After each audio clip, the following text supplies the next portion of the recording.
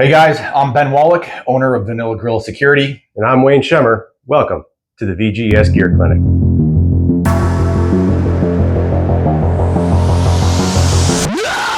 While the focus of our company and really the passion of all our instructors here at VGS is taking all the real world experience that we learned in soft units or military or law enforcement and training civilians and law enforcement teams in firearms and tactics, we also think it's necessary for those that we train to understand the equipment that they're using, be outfitted with the best gear on the market. And in order to do that, they're going to have to know what gear to choose, how to use the gear. And that is where Wayne Schemmer here, one of my instructors, is going to be doing gear reviews periodically. We're going to be posting here. And Wayne's basically, guys, he's a tactical guru with gear. And he's going to be doing gear reviews. We're not sponsored, guys.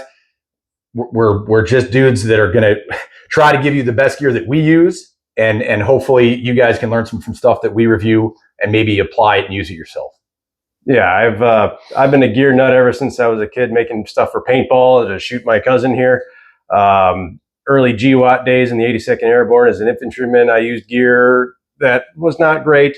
And my philosophy for everything that I purchase or I use, whether I'm doing range work or close quarter clearance stuff, is if I had to do the job again, what is the best gear that I could have to make my life easier, more comfortable, more efficient? And a lot of the gear that guys use, you know, it looks cool, it looks sexy and cool, and it's good for photo ops, but does it really work in whatever tactical environment you're training in? For instance, you guys know that I train a lot of law enforcement teams and civilians in close quarter clearance or CQC or CQB.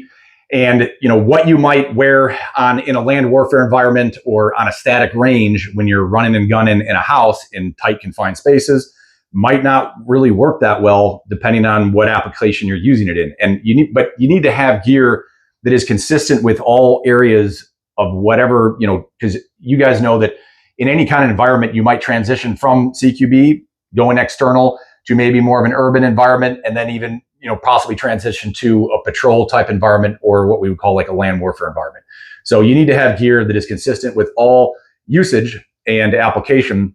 In the SEAL teams, you know, guys were pretty much gear nuts. Most of the guys, they would have, you go by guys' lockers and there'd be zip ties and riggers tape, and guys would learn how to sew. I never did, but some dudes learned how to sew because they wanted to modify their own kit and wear it the way they wanted to. And you know, in the SEAL teams, we were allowed to do that. We were allowed to do anything we wanted to our gear as long as it actually worked and in combat. But guys would modify their own gear because they wanted to tailor it to them specifically, which required them to basically need to have a lot of information on the gear that they were using, maybe how to modify it or look at other dude setups or, you know, other companies out there that are producing gear. You know, a lot of team guys have actually transitioned from the SEAL teams when they got out to either making slings, you know, making plate carriers, comms, you know, selling comms gear that they used or modifying comms gear.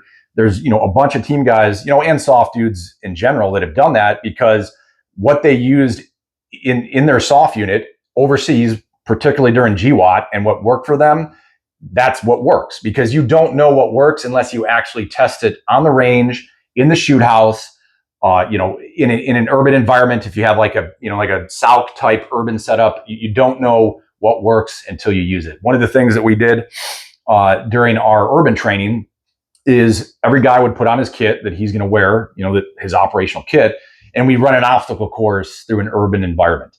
And during the course of that obstacle course, you would realize, you know, after you're done, like, ooh, I don't like the way that holster rides. I don't like the way this mag is here. You know, when I'm climbing this, I didn't have access to this piece of equipment over here. And it's kind of a gear shakeout. And, you know, most military and soft units do that anyways, just some sort of gear shakeout where you're going out and moving around in your kit and seeing what works and what doesn't work. So we're going to be implementing a lot of those concepts in with the gear reviews and its application for, you know, not just civilians on the range, but also the law enforcement world as well. Yeah, and my big thing whenever I'm looking at gear is it adaptable for that specific situation? Is it modular, right? Start with one base and then work from that. I don't know how many of you guys out there have bins full of extra pouches and holsters and slings and things that just did not work.